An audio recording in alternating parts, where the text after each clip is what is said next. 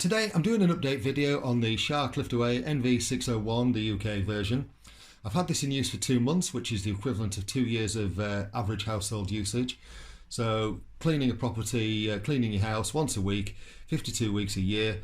I've used this 140 times over the last 2 months. So some of those properties were slightly smaller, some of them were slightly bigger than average, so 4 or 5 bedroom properties. So what I'm saying is this has had roughly 2 years worth of use in the last 2 months. So let's have a look at it and see what it's like, and see what I like and see what I don't like about it. So let's start at the top. I'm going to start with the handle. Take that out of there. Okay, the handle. Yeah, really like it. I do find that I use it more like a pistol grip when I'm using it with the tools on. I just find that it fits better in my hand and it gives me more versatility. This feels weak and too easy to move, and I just don't like the feeling of strain. I just feel as though I've got more control using it that way. The suction control is brilliant when it's stuck in the top, and it's really handy to use. If you've got too much suction in the foot plate, you can just release it, and it just works really well. I did find I got a blockage in here, which I'm going to try and show you how I cleared that with a little video off the screen somewhere, on the screen somewhere. I did find that because of the nature of this, because it's got a bend on it, it's actually hard to see in. You can't get light in, but there was a little blockage in here which is creating a hissing when it was in use. I did think it was losing air out of here, so I tested that first with some feathers, dropped some feathers around it, and there was no turbulence in the air with the feathers, so it was obviously something inside here. So yeah, a little bit of a diagnostic, and I popped a handkerchief in the end. It was a handkerchief that cleared it. It was the only thing that I could get in far enough to catch what had got caught, but it worked and it's cleared. Only thing I don't like about this is this now feels loose, presuming that's showing up, and that has come looser in time, and that I don't like that, but I guess everything has wear and tear value, and the amount of use it's had, that's kind of understandable. So if I just take the cable off. In terms of the cable ties, I did tell you I wouldn't be using those, and as you can see from, I'll take this off, as you can see my cable is in very good condition. There's no kinks in it, there's no bucks or burrs, which you'll find if you wrap the cables around these cable holders, you will find that the cable eventually kinks. And I don't like that. I find it a bit risky. The wand release button is here. Press that and the wand pops out. Now it does catch, and this is the only thing that I am worried about, because there's a little notch on here that that catches inside the vacuum, and this releases the notch that feeds into it, and that will eventually go. It is starting to show signs of wear now, which won't show up on camera, so I'm not going to waste time.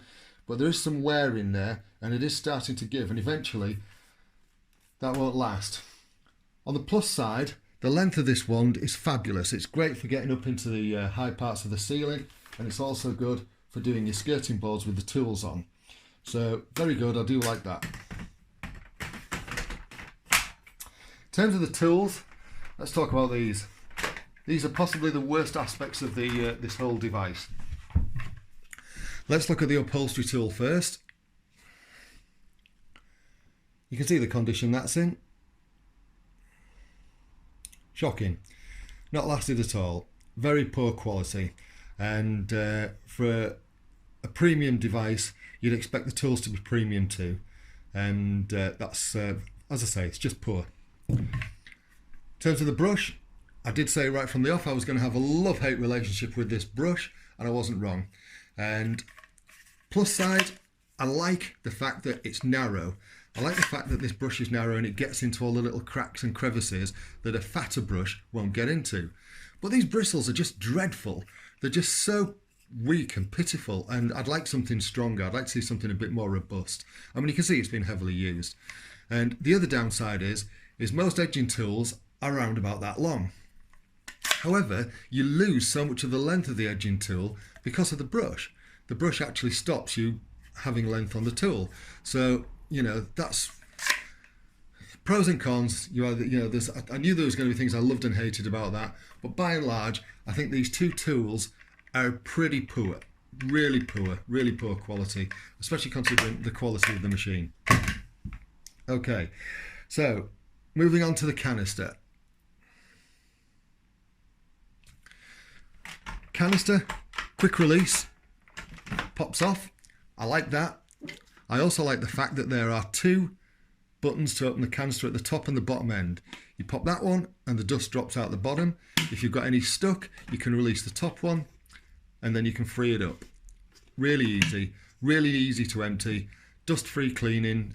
You don't get any dust on your hands while you're emptying it. Really handy, like that a lot. Filters. I found the filters for this thing as rare as rocking horse poop to get hold of. Really shocking. I couldn't get them all. They're not even on the Shark website. Absolutely dreadful. So what I've had to do is I've had to buy other filters and try other ones that fit, Shark ones. And yeah, so these aren't the filters that actually came with it. This one's actually a tall filter that I bought for a different device, a different Shark device, which I've cut down and to fit. And I do actually really like it. It works really well. You can see that these filters do get gunked up. Now, believe it or not, this one has been in the device, it's been in the vacuum for 1 day. 1 day and it's starting to clog up. I'd say that's a good thing in the sense that it proves how much the machine is taking up, because the suction is fabulous on it. I can't fault the machine for that. It's absolutely wonderful. However, these filters do need sort of like cleaning out more regularly than recommended in the Shark manual. I replace them every 2 days, which is roughly 6 to 7 properties, 8 or 9 on my heavier days. So yes, they do get replaced every 2 days and cleaned out. Chucked in a little. I've got a little bag, a little cloth bag. I put them in a little cloth bag and put them in the washing machine. The other filter, the felt filter, as you can see, that gets a lot of hammer too.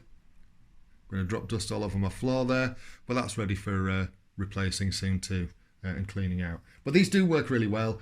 They just need taking out and servicing more often probably than the Shark one Shark book recommends. Let's have a look at the HEPA while we're here. That just pops off at the bottom. You see the little green cloth in there? I'll come to that in a second, what that's for. The HEPA, the sponge has got stuck on there. So the air flows through that way. So as you can see on that side, totally white. So nothing is getting through. So it is working really well. The HEPAs on this do work well. They're not letting any dust through into the atmosphere. It's all getting trapped there. So those work really well. And on this side, you'll find that little cloth. Right, that's my addition. On this cloth, what I do is I drop a few drops of essential oil so that as the air flows through it, it freshens the air in my customers' houses. And guess what?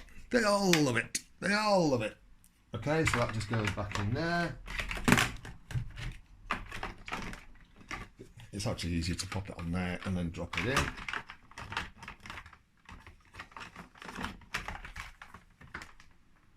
That back on. Yeah. Right, okay, so let's put that in there. Good, so that's back. Right, okay. Other feature that I like, this, genius. Access to the brush roll for clearing the brush and keeping this clear. As you can see, mine's a little bit clogged at the moment, only because I used it yesterday and I haven't had a chance to clear it yet. But that's a really good idea. It keeps that really, it allows you to, gives you good access to the brush and helps you keep your brush clear. The wheels are still solid. No wobbliness on the wheels. Good bearings or whatever it is that they've used on those. They work really well. The lift off feature, where you press the button on the top to lift this away, never used it. I just use, because I just lift the whole thing. When I go up the stairs, I just lift the whole thing, take the whole thing with me. So yeah, I've not used that feature, but it is useful, I guess, for some people who, if this is a bit heavy for some people while attached to this, it does give you that option. But it's not a feature I've ever used.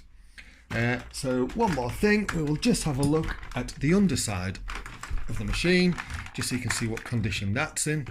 As you can see, the brush, as I said, it already said, is ready for cleaning, but it's in good nick. There's a felt here, right? it's in really good condition still, and that surprised me because some of the floors that I clean are really quite rough. With like floorboards with nails protruding and so on, and it makes me cringe every time I catch it. And I don't know whether this is showing up, but the edge of this, the edge of the brush here, the edge of the suction, well, just the edge of the machine, the edge of this edge. Come on, Cal, get your words out. This edge here, you can see where it's kind of got a little bit chipped and so on, where it has hit some things on the floor. But it's not affected the suction. The suction's still absolutely superb. So yeah, the edge at the bottom of this, it's in really good condition. These little brushes here, little rollers here, they're still working well. They're not bunged up or anything. Wheels are still fine. And that's about it. So after 2 years worth of use, the equivalent of 2 years worth of use, don't expect the tools to last. They're dreadful, absolutely dreadful. Really poor quality, especially this upholstery tool. And this brush needs stiffer bristles. Shark, if you're listening, these need stiffer bristles. And I don't know what you can do, because I appreciate that you've tried to sort of like, you know, make everything fit on the machine well. And it does, it stays on well, and I like that. It's a good thing, but the compromise is you've lost length on here, so that there's so many little bits that you can't get into where you could do with that extra reach. As I said, love the narrowness, but the quality of the bristles are just shocking, absolutely shocking. Right, that's it. Hope that's useful for you. Overall, yes, I do recommend this machine. The suction is superb. It does do a bang-on job, better than any of the other vacuum I've had. So top marks for that, Shark. But just sort your tools out, because they're crap, absolutely crap. Okay, cheers, bye. I've just realised while using this vacuum today that I forgot to mention that I do like the rotating head. I think that's great. And I also like the fact that when you stand the vacuum up, I'll just show you. So tilt it back. The green light comes on to say that the brushes are working. Stand it upright and the brushes stop, which is handy for when you're doing linos. Just in case you missed that, means it won't damage the lino. The rotating brushes won't damage the lino or soft flooring while the machine stood still. Brilliant.